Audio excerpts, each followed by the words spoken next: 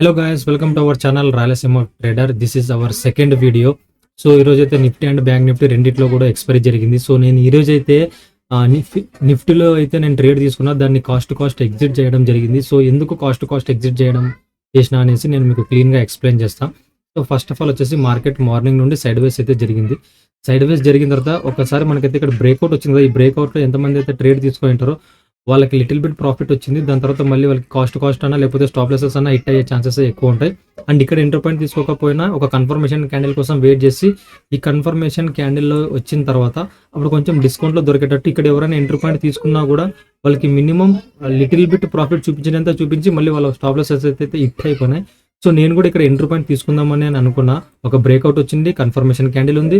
So కొద్దిగా discount వస్తే దొరికితే నేను తీసుకుందాం అనుకున్నా. అట్ ఏ టైం డిస్కౌంట్లో కూడా వచ్చింది, బట్ నేను ఎందుకు తీసుకోలేదంటే నాకు ఆప్షన్స్ అండ్ కన్ఫర్మేషన్ అంత క్లారిటీగా అనిపించలేదు అనమాట. సో అందుకనేసి నేనైతే ఎంటర్ పాయింట్ తీసుకోలేదు. బేసిక్గా మార్కెట్ డౌన్ సైడ్ వస్తుందంటే మనకి కాల్ సైడ్ కాంట్రాక్ట్స్ ఏవైతే ఉన్నాయో అవి బిల్డ్ అవ్వాలి. సో అవి బిల్డ్ కాకున్నట్లు అన్వైండింగ్ అవుతున్నాయి అనేసి నేనైతే ఇక్కడ ఎంటర్ పాయింట్ తీసుకోలేదు. కొంచెం వెయిట్ చేసిన.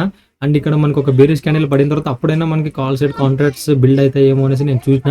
అప్పుడు కూడా మనకి అన్వైండింగ్ జరుగుతుంది. అంటే this is the fake breakout అని నాకు క్లియర్ కట్గా నాకు ఆప్షన్స్ అండ్ కన్ఫర్మేషన్ అయితే చెప్పింది అనమాట. సో నేను ఇక్కడ కూడా ఎంటర్ పాయింట్ తీసుకోలేదు ఈ క్యాండిల్లో కూడా.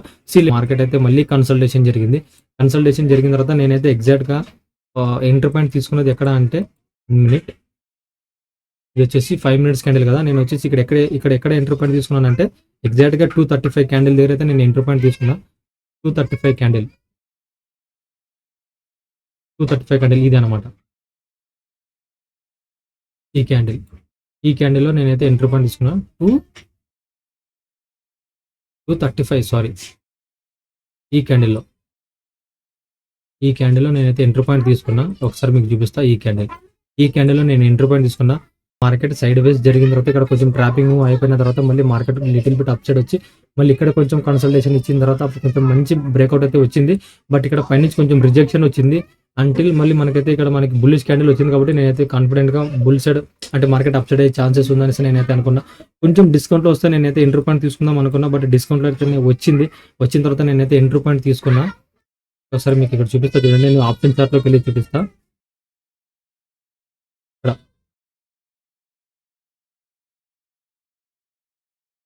కరెక్ట్గా ఈ క్యాండిల్లో నేనైతే ఎంటర్ పాయింట్ తీసేసుకున్నాను.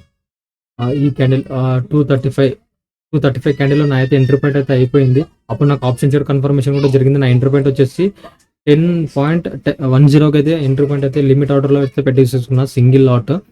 సో నేను ఎంట్రీ పాయింట్ వచ్చిన తర్వాత నాకు మంచిగానే ప్రాఫిట్ కనిపించింది. కొంచెం ఒక 200-300 అయితే ప్రాఫిట్ అయితే చూపించిన తర్వాత మళ్ళీ నేను ఇంకోసారి రిఫ్రెష్ చేసిన తర్వాత కాంట్రాక్ట్స్ అంటే ఆప్షన్ చైన్ రిఫ్రెష్ చేసిన తర్వాత అప్పుడైతే నాకు మళ్ళీ ఏమనిపించింది అంటే మార్కెట్ మనకి ఇక్కడ ఫేక్ అప్ సైడ్ వచ్చేటట్టు అయితే ఉంది. మళ్ళీ మన స్టాప్ లాస్ అయితే హిట్ అయిపోయే ఛాన్సెస్ ఉన్నాయి.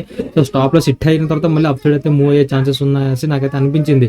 సో అనిపించుకున్నట్టు విధంగానే మనకి స్టాప్ లాస్ హిట్ అయిన తర్వాత ఎగ్జాక్ట్గా నేను ఇక్కడ పెట్టుకున్న స్టాప్ లాస్ ఒక 5 or 3 points ఏమో పెట్టుకున్నా. నేను స్టాప్ లాస్ హిట్ అయిపోయిన వెంటనే మన స్టాప్ లాస్ హిట్ ఇచ్చిన తర్వాత మార్కెట్ మళ్ళీ మన డైరెక్షన్లోనే పెద్ద మూవ్ ఇచ్చింది అంట. అప్రాక్స్ ఒక 30 అంటే ఒక 60 వరకు వెళ్ళిందంటే మనకు వచ్చేసి 30 points మన ఫేవర్లో మార్కెట్ అయితే మూవ్ అయిందనమాట. ఓకే, ఇది అయితే మనకి జరుగుతూనే ఉంటాయి. కానీ మనము ఈ స్టాప్ లాస్ నుంచి తప్పించుకొని కాస్ట్ ఎగ్జిట్ అవ్వడమే అది చాలా గ్రేట్ఫుల్ థింగ్. ఎందుకంటే ఇట్లా నేర్చుకోవాలి ఎవరైనా కూడా. అంటే మన స్టాప్ లాస్ హిట్ అయిపోతుందని మనకు ముందుగానే తెలిసిందంటే దాన్ని ఎగ్జిస్ట్ చేయడమే బెటర్ కదా. మళ్ళీ మన స్టాప్ లాస్ని కొంచెం కిందకి డౌన్ సైడ్ తెచ్చుకొని ఇక్కడ వరకు వస్తే మన స్టాప్ లాస్ ఇచ్చేసుకుందామని ఎప్పుడు కూడా అట్లా అనుకోకూడదండి.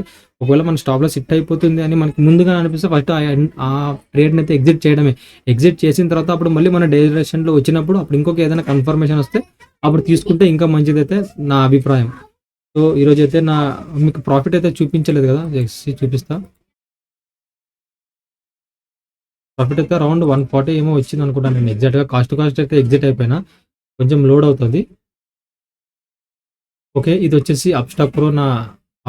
ఇది వచ్చేసి మనకి అప్స్టాక్ ఓల్డ్ వర్షన్ ఉంది అండ్ అప్స్టాక్ ప్రో కూడా ఉంది కదా. ఇప్పుడు అప్స్టాక్ ప్రోలో అయితే మంచి ఫీచర్స్ అయితే ఉన్నాయి.